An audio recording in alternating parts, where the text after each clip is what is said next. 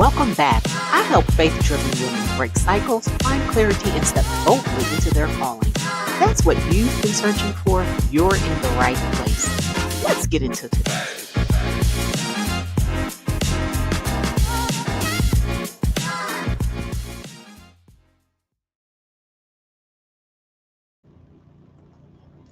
Hey, good day, good day, good day. I want to welcome you to today's video. And our topic today is why boundaries feel so hard.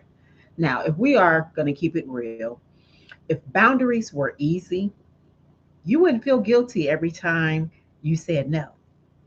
You wouldn't over explain yourself or even secretly regret the yes that you didn't even want to give.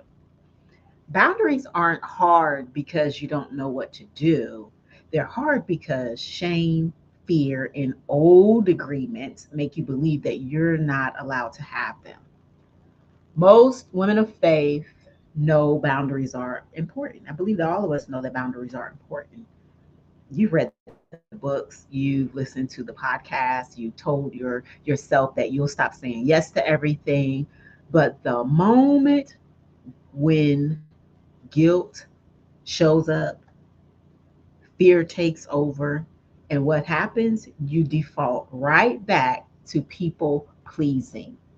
So the truth of the matter is boundaries don't break relationships. They just reveal which relationships are healthy. If boundaries feel impossible, it's because you're still carrying toxic agreements that tell you your worth is tied to making everyone else comfortable. So let's get into our three life keys on today.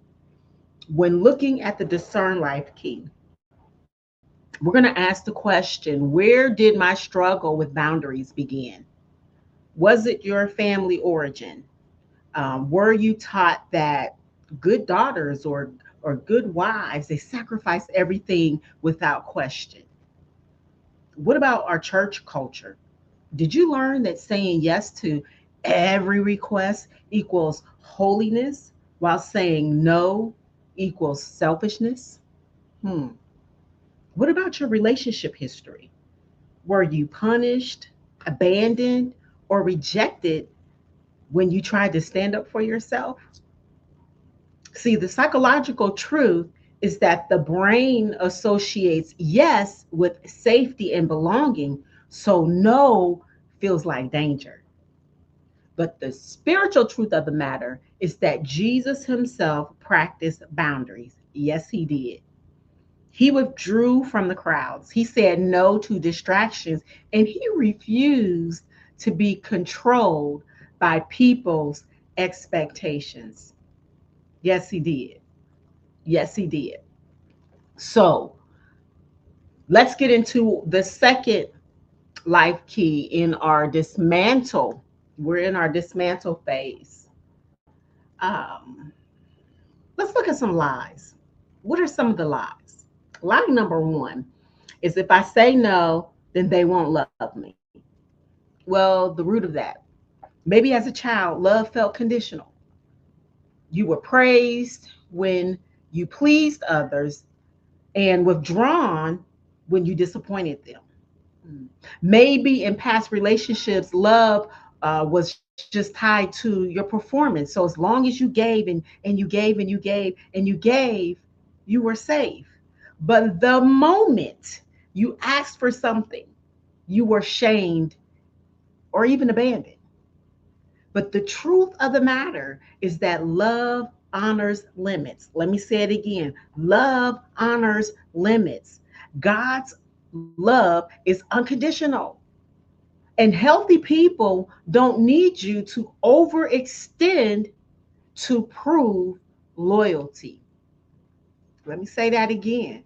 Healthy people don't need you to overextend to prove loyalty. So, a practical dismantle tip is the next time you say no, I want you to watch who respects it and who resists it. Because resistance reveals where manipulation is masquerading as love. Think about it. All right, lie number two: God expects me to pour out until I'm empty. Woo, let's hit this one. Because many women confuse sacrifice with depletion. They've been taught that the more you serve, the more holy they are. And churches sometimes glorify burnout as faithfulness. But I'm here to tell you, Jesus himself often withdrew from the crowds to rest. So the truth of the matter is that when we talk about stewardship, stewardship also means guarding your well. We're talking about your well so that you can keep pouring fresh water. Proverbs chapter 4 verse 23 says, "Guard your heart, for it is the wellspring of life." Wells run dry when they're unguarded. So the practical dismantle key is to replace the thought, "I can't stop now," with, "Even Jesus rested." Rest is obedience. Rest is obedience. Let's look at another lie. Boundaries are selfish. If you grew up in an environment where self denial was praised, you may believe that protecting yourself equals pride. Anytime you are in abusive or manipulative systems, boundaries will always be treated as rebellion. So now, even healthy boundaries trigger guilt. The truth of the matter is that boundaries are, they're not even about selfishness. Boundaries are about stewardship. And you're not withholding love. You're protecting the assignment that God gave you. And that becomes so very important. So very important that we understand that we dismantle these lies that have so many women bound, right? So the practical truth is that each time guilt rises after a no, I want you to ask yourself, is this guilt conviction from God, or is it pressure from people? Ask yourself that question. And then I want you to write down the answer, because this practice, it retrains your discernment. It retrains your discernment. Let's look at one more lie, maybe two more. The next lie is, if I disappoint them, I'm failing God. Well, you may have learned to equate pleasing people with pleasing God, but it's not the same. When leaders or family blur the lines between their expectations and God's will, you know what happened? You absorb the lie that obedience equals compliance. Pleasing God and pleasing people are not the same thing. Galatians chapter 1 verse 10 says that if I were still trying to please people, I would not be a servant of Christ. So how do we practically dismantle that?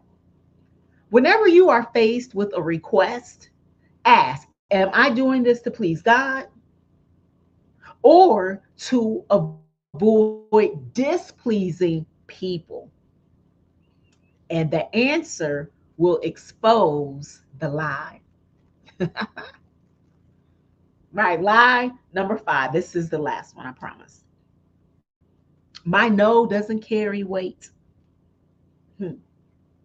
Well, if your voice was ignored growing up, or if no was punished, you learned your no has no authority.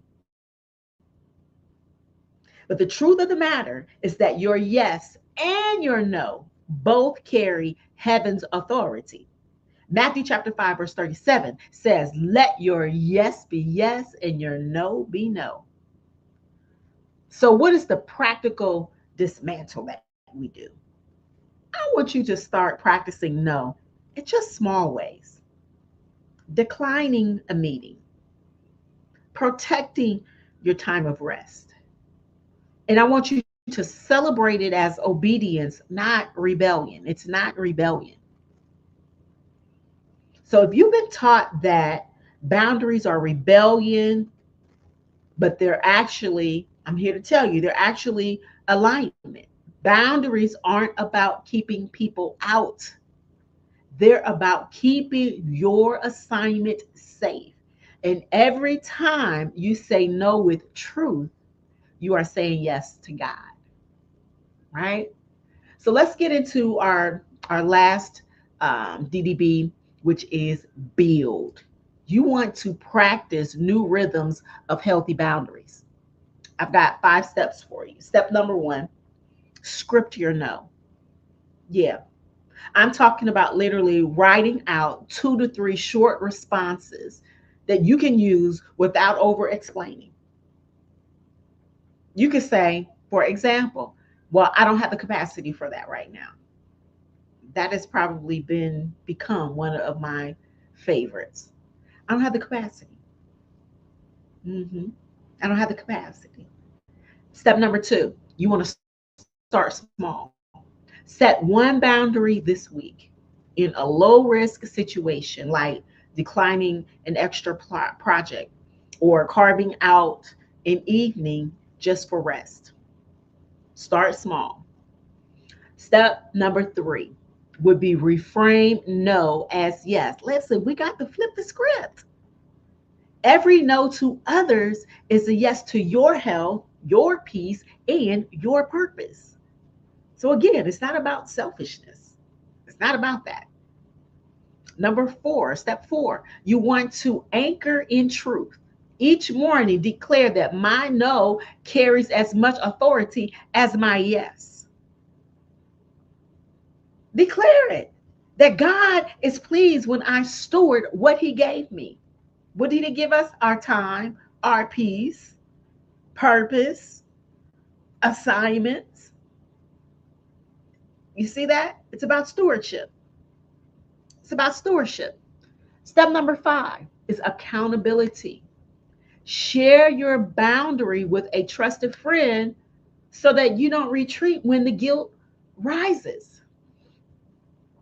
I've got some accountability partners that keep me accountable and that will call me out on my stuff. Accountability partners are so very critical in our life's journey. Make sure that you have the right ones. Now, what is one of the ways that I use AI as a tool? I ask it to generate 10 just simple boundary scripts for common scenarios. It could be like turning down invitations, protecting your time, or handling family demands. Having the words ready, it removes the panic in the moment and it helps you to stand firm, especially if you're like me, you're a processor. So when I'm processing, I'm not saying anything at that moment. Why? Because I am trying to think of the words that I am going to say. And this right here is practicing and rehearsing those things so that they become ingrained in my inner man, engraved in my soul, my mind, my will, and my emotions. And that when I have to turn something down, I don't have to fumble for the words. Now, this is how you start making your boundaries feel lighter. You discern where the struggle began. Mhm. You dismantle the lies that make you feel guilty, and you build new rhythms that normalize saying no. But for boundaries to stick, you need more than phrases. Hmm. You need a full system and support that keeps and makes your peace your normal routine, your normal rhythm. So don't drag old guilt into 2026. I want you to register today. We have a master class that is coming up, and I want you to register for that. This masterclass is free. So on October the 21st, why breakthroughs don't stick. Why breakthroughs don't stick. It's going to be a powerful time. I'm so looking forward to spending this time with you. You can scan that QR code up in the corner, or you can go ahead and register at shelbyfrederick.com. Listen, it's going to be a powerful time, and you don't want to miss it. I pray that these daily videos are inspiring you to change, inspiring you to see that there is more. So that's what I have for you on today. Go ahead. The link is going to be in the description. I look forward to being back with you on tomorrow. Blessings. If today's message spoke to you, don't stay stuck another year. Book a call with me today. The link is in the description. And before you go, keep watching by clicking the next video on your screen. I'll see you there.